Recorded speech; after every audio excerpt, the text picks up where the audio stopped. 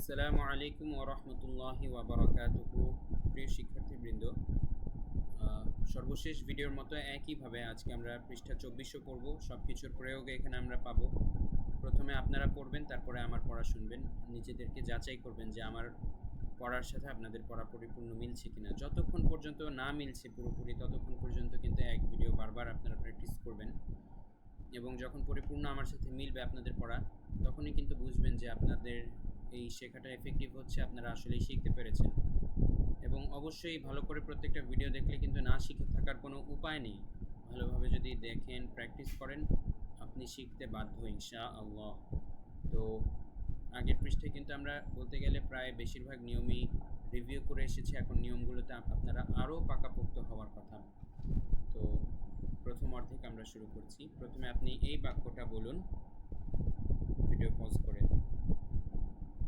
হ্যাঁ, কিছু আছে না যে বড় আয়াত আয়াতের মাঝখানে কোনো জায়গা নাই থামার, আসলে কিভাবে টাইম না আবার শুরু করা যায় এটা আমি নিজে শিখাইতে পারবো। আচ্ছা। আয়াত হ্যাঁ, বড় আছে এই না? এই বাক্যটার মধ্যেই শিখিয়ে দিলে।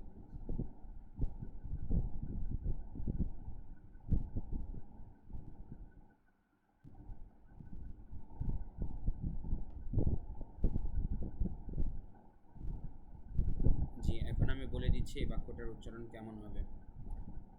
ইয়াউমা নাবতিশুল বাতশাতাল। দেখ আয়াতের কাছে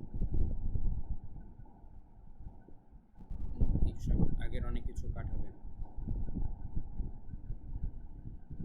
নয়তো জুনাইদ ইয়েটা পালেন না, নিচে ঢুকে দাও।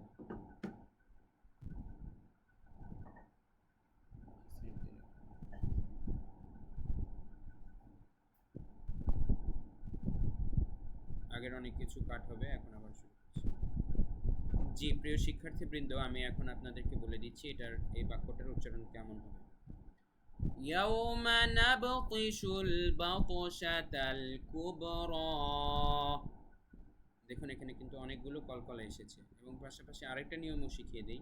ধরেন একটা আয়াত অনেক বড় বা একটা বাক্য অনেক বড়, আপনি পুরোটা একদমে শেষ করতে পারছেন না, তখন আপনি কিভাবে করবেন সিস্টেমটা দেখিয়ে দিচ্ছি। ইয়াউমা নাবতিশুল বাতশাহ, আপনি এখানে ধরেন থামলেন বাতশাহ বলে, তারপরে আবার একটু আগের সাথে মিলিয়ে আপনি পড়বেন নাবতিশুল বাতশাতাল কুবরা। তার মানে কোথাও যদি আমরা থামি, আগের শব্দটা থেকে আমরা আবার মিলিয়ে পড়বো। এভাবে আমরা পড়তে পারবো, সমস্যা নেই। থামার জায়গা না থাকলেও আমাদের দম শেষ হয়ে গেলে আমরা থামতে পারবো, তবে থামলে আমাদের এক শব্দ বা দুই শব্দ আগের থেকে মিলিয়ে আবার পড়তে হবে। তো বিশেষ করে বড় বড় আয়াত যখন আসবে তখন আমাদের এই পদ্ধতি কাজে লাগতে পারে। তো এখানে তো বলা যায় বেশিরভাগ আয়াত ছোট ছোটই, আপনারা চেষ্টা করবেন এক শেষে এক বাক্য বলতে। ইয়াউমা নাবতিশুল বাতশাতাল কুবরা। এখন ভিডিও পজ করে আবার বলুন এখানে কোন কোন নিয়ম প্রয়োগ হয়েছে কোথায়। হ্যাঁ, এখন আমি বলে দিচ্ছি।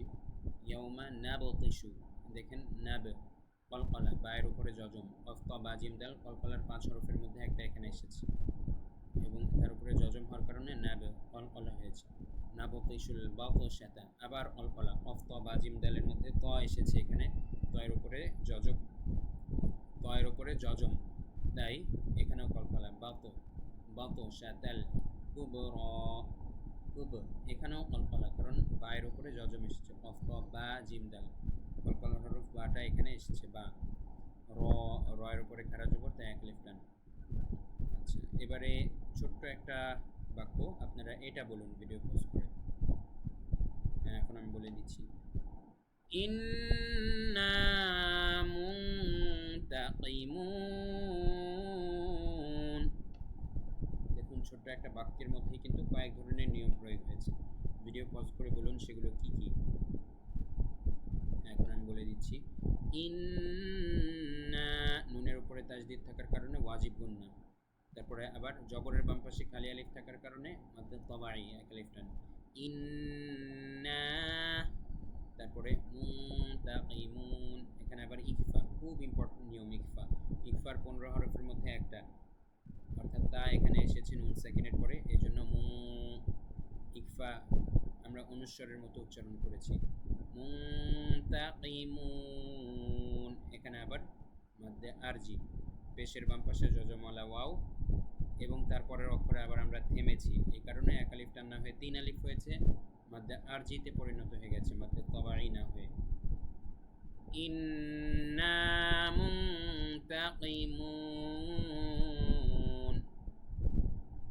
আচ্ছা, এবারে আপনারা এই বাক্যটি বলুন।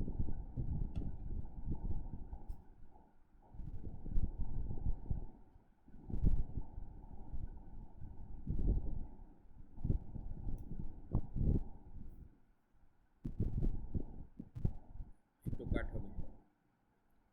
জি, এখন আমি বলে দিচ্ছি। فإنما يسرناه بلسانك لعلهم يتذكرون.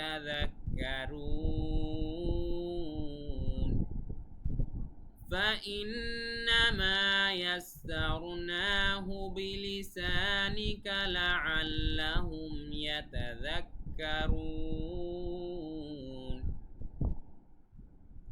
এবার ভিডিও পজ করে আবার বলুন এখানে কোন কোন নিয়ম প্রয়োগ হয়েছে। আমি বলে দিচ্ছি। ফাইন্নামা, নুনের উপরে তাসদীদ, তাই ওয়াজিব গুন্না। ফাইন, তারপর নামা, মিমের জবরের বাম পাশে খালি আলিফ এসেছে, তাই এক আলিফ টান মাদ্দে তাবাই। ইয়াসাউ, দেখেন র এর পূর্বারিকের নিয়ম। ইয়াসাউ, র মোটা হবে কেননা এর আগে জবর আছে। তারপরে না, খারা জবর, এক আলিফ টান। ইয়াসাউনাহু বিলিসা, সিনের উপরে এক খারা জবর, তাই এক আলিফ টান। বিলিসানিকা লাআল্লাহুম ইয়াতাযাক্কারুন, এখানে মাদ্দে আরজি কেননা পেশের বাম পাশে যজমালা ওয়াও এসেছে, এমনকি তারপর করে আমরা থেমেছি, থামার কারণে 3 আলিফ টান হয়ে যাবে।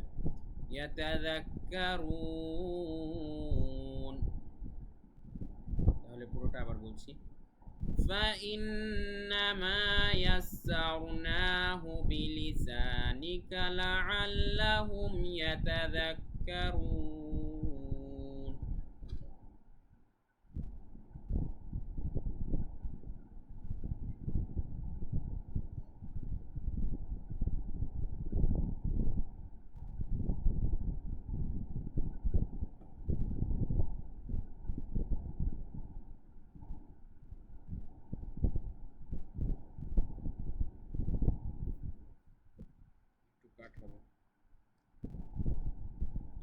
আচ্ছা, প্রিয় শিক্ষার্থীবৃন্দ, এখন আপনারা এই বাক্যটি বলুন।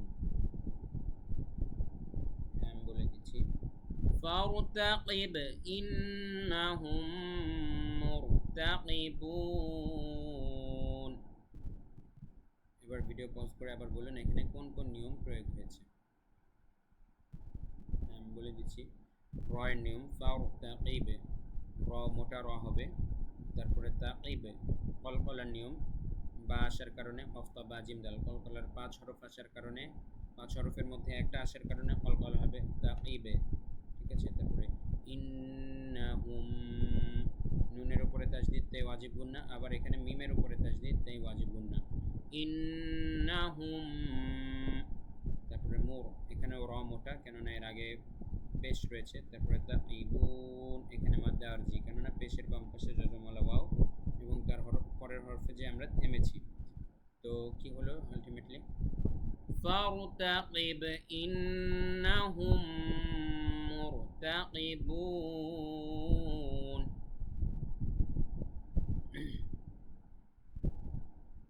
এবার আপনারা ভিডিও পজ করে এটা বলুন। আমি বলে দিচ্ছি। ওয়াজাউ আবাহুম ইশাআন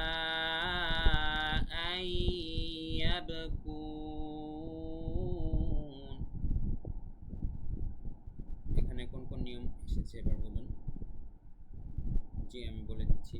ওয়াজাউ, এখানে 4 আলিফ টান এই চিহ্নর কারণে, এখানে 3 আলিফ টান এই চিহ্নর কারণে। তারপরে আবাহুম, জবরের বাম পাশে খালি আলিফ, তাই বা এক আলিফ টান হবে। তারপর ঈশা, 4 আলিফ টান এই চিহ্ন থাকার কারণে আই, এখানে কিন্তু তানউইনের পরে ইয়া এসেছে, অর্থাৎ ইদগামের হরফ এসেছে, ইয়া মিম ওয়াও নুন, এই চারটার একটা, তাই এখানে ইদগাম হয়েছে, অর্থাৎ গুণনা করতে হবে একটু। ঈশা আই, নাকের ভিতরে ইশাআন ইয়াবকুন, বায়ের উপরে সেকেন্ড বা জজম থাকার কারণে কলকলা হবে। ইয়াবকুন, পেশের বাম পাশে জজমওয়ালা ওয়াও এসেছে এবং এমনকি তারপর হরফে আমরা থেমেছি, এই কারণে 3 আলিফ টান হবে মাদ্দে আরজি। অনেকগুলো নিয়ম একটা আয়াতে, অনেকগুলো নিয়ম একটা আয়াতে। অর্ধেক হয়েছে না? আরেকটা পড়া এদিকে কেউ আওয়াজ করো না। এই যে এখানে সাউন্ড করো না বাবু, সাউন্ড করো না।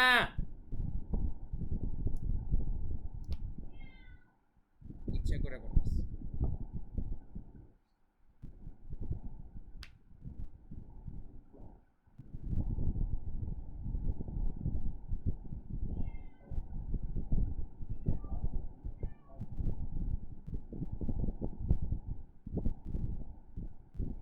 জি প্রিয় শিক্ষার্থীবৃন্দ, এবারে আপনারা এই বাক্যটি বলুন। হ্যাঁ, এখন আমি বলে দিচ্ছি। قال رب اشرح لي صدري। না, এই বাক্য বলা যাবে না। এই বাক্য হচ্ছে পরের 4 বাক্যের সাথে মিল, মানে পরপর 4টা আয়াত।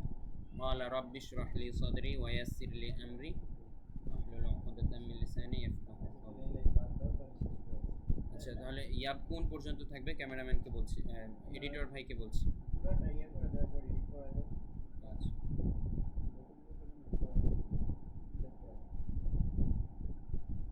আচ্ছা, প্রিয় শিক্ষার্থীবৃন্দ, এখন আমরা একবারে পুরোটা আবার রিডিং করিয়ে দিচ্ছি। বিসমিল্লাহির রহমানির রহিম। ইয়াউমা নাবতিশুল বাতশাতাল কুবরা ইন্না মুনতাকিমুন فإنما يسرناه بلسانك لعلهم يتذكرون فارتقب إن একটু কাট হবে। فارتقب إنهم مرتقبون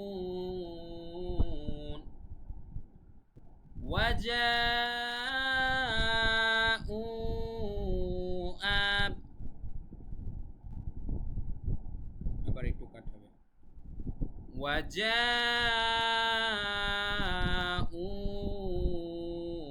আবাহুম ইশাআন